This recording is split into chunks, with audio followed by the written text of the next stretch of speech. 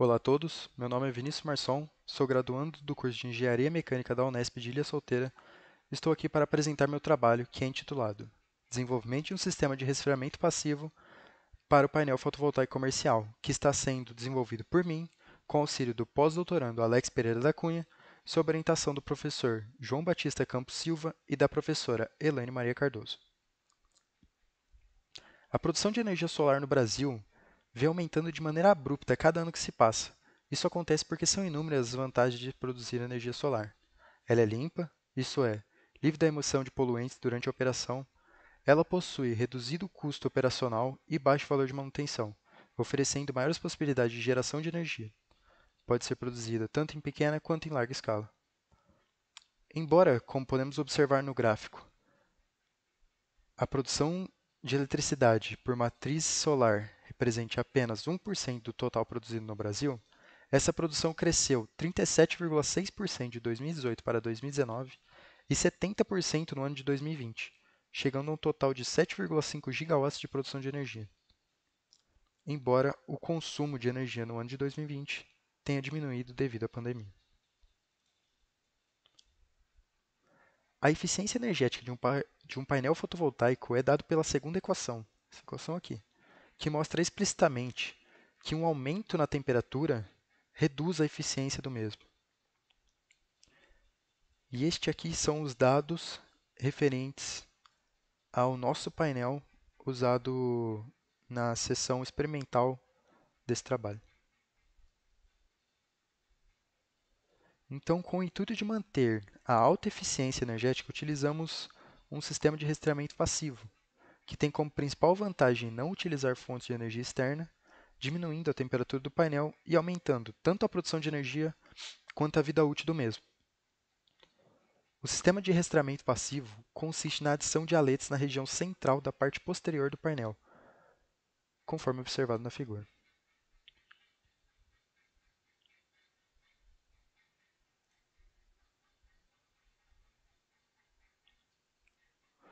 Então, com o intuito de complementar nossa análise numérica, foi desenvolvido um aparato experimental que consiste em um painel da Ryzen, desse modelo aqui, composto de 60 células de silício policristalino com capacidade máxima de 270 watts de potência.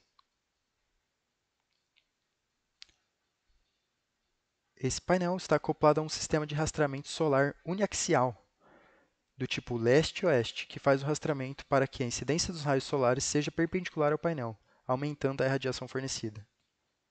O esquema da direita indica que a região central é a região de temperatura representativa do painel, fato mensurado por meio de testes preliminares sem a presença do sistema de rastreamento passivo. Por esse motivo, as aletas são colocadas na região central apenas. Além disso, colocar aletas somente nessa região diminui consideravelmente o custo da implantação do sistema. Então, colocamos aletas somente na região pintada em vermelho aqui. A análise do problema sem a presença do sistema de resfriamento passivo foi feita com base no diagrama de resistências térmicas, onde se encontra o transferente de calor por radiação e convecção na parte superior e inferior do painel, e também suas respectivas resistências térmicas. Então, transferente de calor por radiação e convecção na parte superior, radiação e convecção na parte inferior, e suas respectivas resistências térmicas.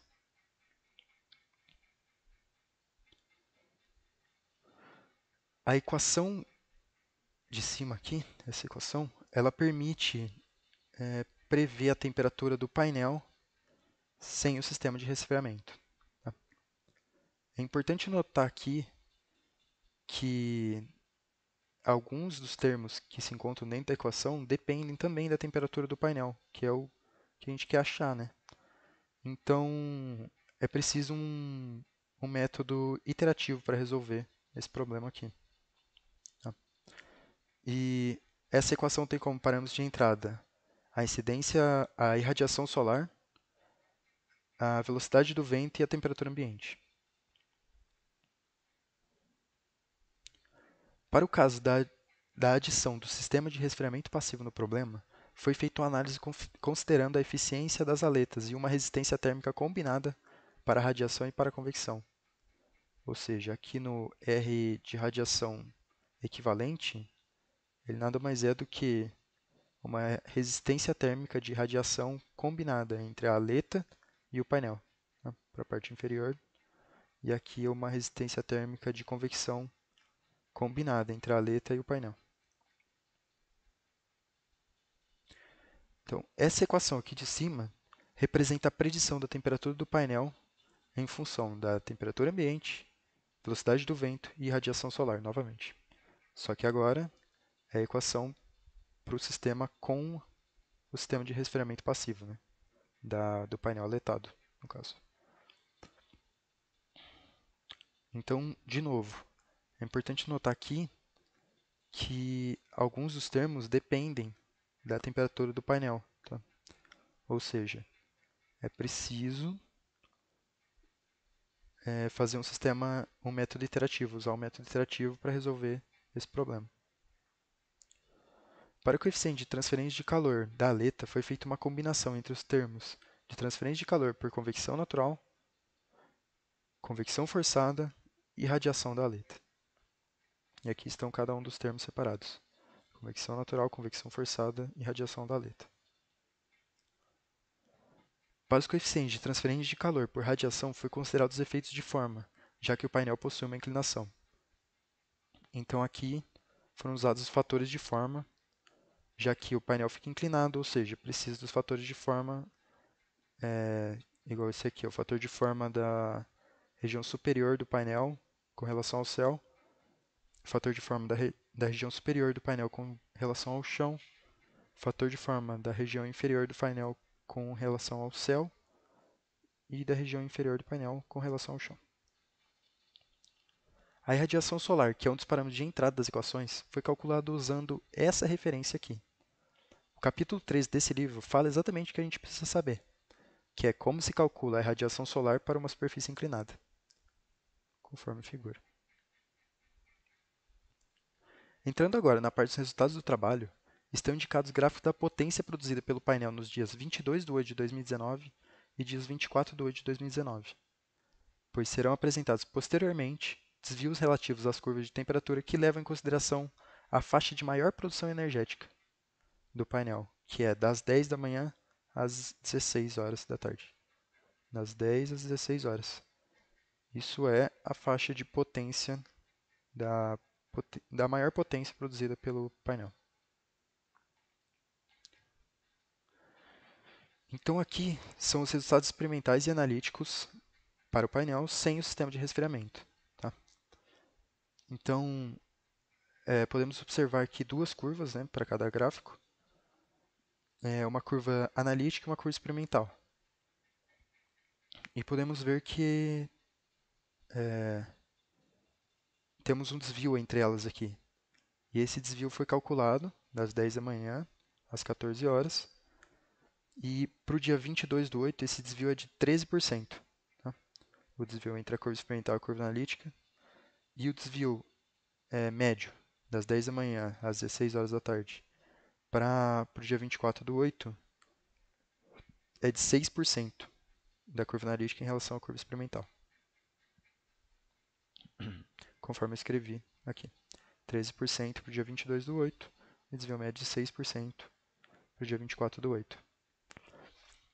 Portanto, a gente pode afirmar que o modelo teórico prediz a temperatura do painel de forma satisfatória.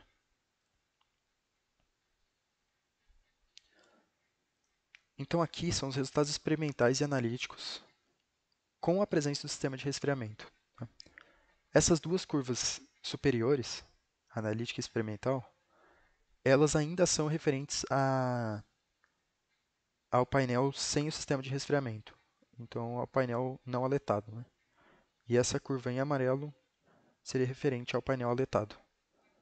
É importante observar aqui a diferença de temperatura entre elas, a diminuição de temperatura, né, com o painel aletado. E essa diminuição de temperatura, essa redução de temperatura, foi de 8,2% das 10 da manhã às 14 horas da tarde, em média, para o dia 22 do 8, e 7,7 graus Celsius das 10 da manhã às 14 horas, para o dia 24 do 8.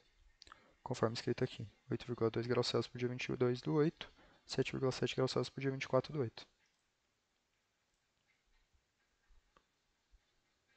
Então, quanto às conclusões do nosso trabalho até então, é que o modelo teórico usado para a predição da temperatura do painel fotovoltaico para o caso sem a presença de sistema de resfriamento é bastante satisfatório, tá?